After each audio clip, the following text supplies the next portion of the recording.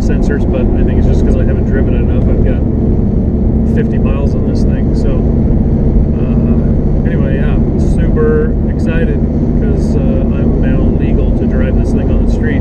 Thing's running good. You know, went on a few test drives, found a few things wrong with it. The first test drive was quite interesting, going up to the gas station. Had a couple buddies with me. I'll show you a clip of that here in a second. Ran up to the gas station and put some gas in it and filled it up, my tank, my long-range tank. I think I had probably, maybe 2.5 to 3 gallons left in it, because I put some in just to run it in the shop and everything. And I put 27 gallons of fuel in this thing, so my guesstimation was correct that I'm gonna get roughly 30 usable gallons out of this tank that I built. So that is freaking awesome. So anyway, so I will never get tired of that. Filled it up with fuel and then ran over to the car wash to spray all the dust and crap off of it. And I pulled up into the car wash and shut it off and got out, and I heard like water dripping or something dripping, and I looked underneath the Jeep and there was fuel absolutely pouring out of the bottom of this thing, just pouring out, like raining off of the bottom of the rig. What happened was, so I hooked up my vent line off the fuel pump to my charcoal canister, because I figured, you know, even though I had evap deleted up in this thing, I'll still run the charcoal canister, fumes and all that stuff. So I ran the vent line into the charcoal canister, and then I had the canister lights that run along the frame rail, left those on, and they're just open at the engine compartment end, and they're kind of down by the frame rail is where they're open at. Well, the level of the ends of those hoses is way below the top level of the fuel tank, and so it was just siphoning gas out of the tank and onto the ground. And so yeah, that was interesting, and could have resulted in a fireball or a gigantic explosion in my death, which would have been funny for all you guys probably. Anyway, so luckily I had a pair of vice grips in the back of this thing, so I was able to get underneath there, and I just pinched the rubber vent hose that goes between the tank and the charcoal canister line underneath the back. I was able to clamp that off, and then it stopped leaking. So I've just got that plugged right now, so I need to come up with some kind of a vent or something, because you know, when the thing's full and it expands a little bit, it's, you know, the fumes and the gas expansion's got to go somewhere, so I got to kind of figure that out. But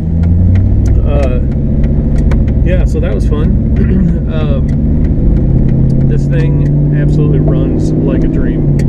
I couldn't be happier with it. It's got tons of mid-range torque, and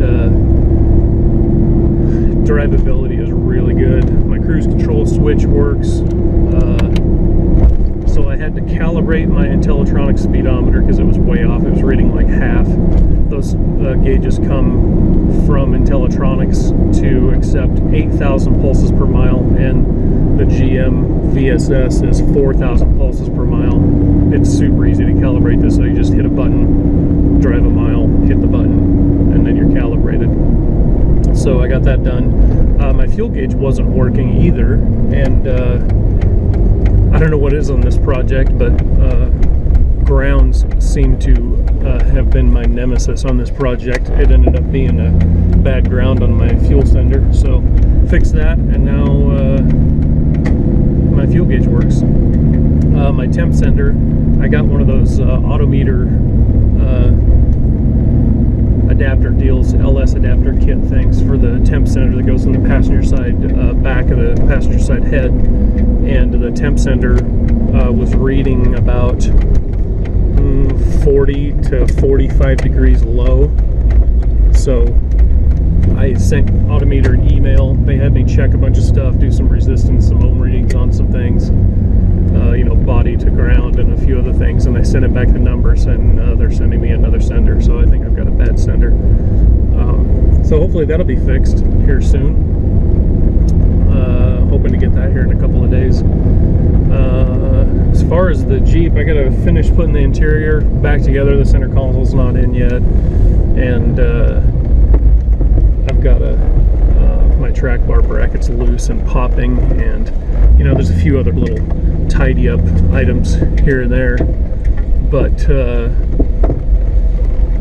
other than that, this thing is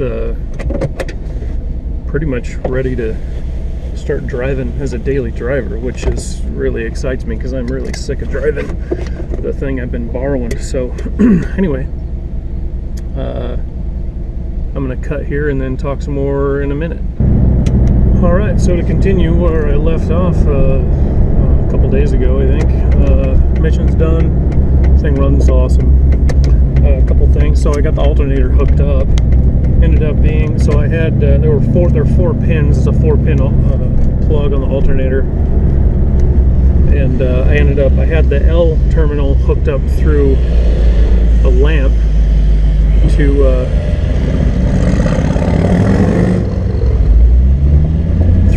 to ground, because I read that somewhere, and then ended up not being right. So I had to hook up a 470 ohm quarter watt resistor to the L terminal to keyed 12 volt. So as soon as I did that, along with the other connections I made, it started charging at like 14.5 volts. So that's awesome.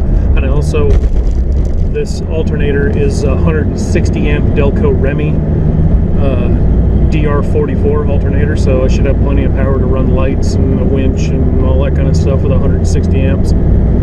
So that's good.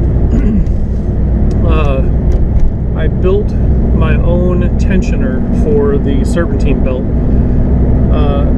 I had a spring tensioner on there off of a 05 GMC Envoy, and this is just due to my ignorance and not really ever setting up a serpentine belt system before, but I had the tensioner on the pulling side of the pulley, of the crank pulley, which you can't do with a spring tensioner. It has to be on the slack side. Didn't even dawn on me. I just set my stuff up so that it would, let me roll my windows up here, it might be too loud. So I had mine set up with the tensioner on the wrong side of the crank pulley, and I actually, when I revved it up once really hard in the shop, it actually spit the belt off of it. So one of the guys on Nextja posted and said, "Hey, good luck, let me know how that works." And he wasn't being like sarcastic or anything, he just was curious to see if it would work or not. So I ended up, I built my own manual tensioner with a curved slot in it and put it where the spring tensioner was, and it seems to work pretty good. It hasn't slipped, or the belt hasn't come off or anything yet, so I'll throw a little clip of that in so you can kind of see how I built that. And I used a genuine Craftsman 14mm socket to weld onto it, so I'd have something to put the adjuster in with, ratchet or breaker bar, whatever I use. So that worked out good. And then my belt length ended up being, I think I put a 70 and 1/2 inch belt on there off of a Chevy Malibu, I think, like a 05 Malibu V6, I think was the right length. I just measured it with a piece of string and then kind of found something that was close. So I think there's another option. I think like a Chevy Cobalt has a 70 1/4 or 70.3 belt on there, which would probably work as well. So I've got a couple of options for belts. If I can't find one, I should be able to find the other one, I would hope. I still have to tighten my track bar bracket up. I haven't done that yet. It kind of pops a little bit because the bottom two bolts aren't quite tight enough. And then I still haven't put my my 3/4 spring spacers back in the front yet, which I got to do that soon because this thing's kind of looks like a little bit of a stink bug. It's kind of sitting a little ass high. So, and then I got to put my skid plate and my hitch back on the back, and I've got my I don't know if you guys have seen it or not. I built a copy of a ARB bull bar for the front of this thing several years ago, and it's got a hidden winch mount inside of it. So I got to get a winch, which you know, the cheap ones are about $300.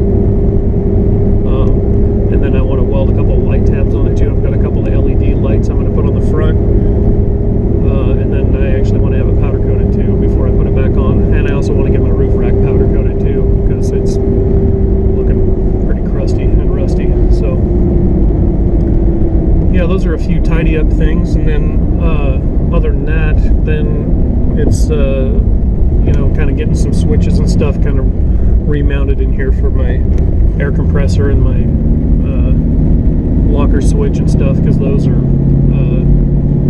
currently not hooked up. I kind of just clipped them and put them out of the way when I was tearing the interior apart, so that's something I got to do too. So, but yeah, I'm getting really close to the end of this project, feeling pretty good about it.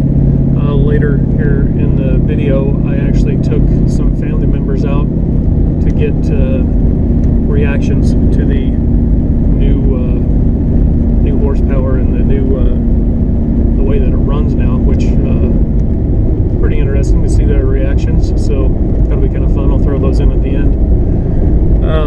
If you guys have any questions, or if you have any comments, or if you you know, if there are enough questions that are asked, typically you guys don't really ask that many questions, but if there are enough questions that are asked, I would love to do a Q&A, you know, kind of wrap up Q&A video for you guys if there are enough questions and enough interest in it, and do my best to answer some questions for you if you want. So let me know.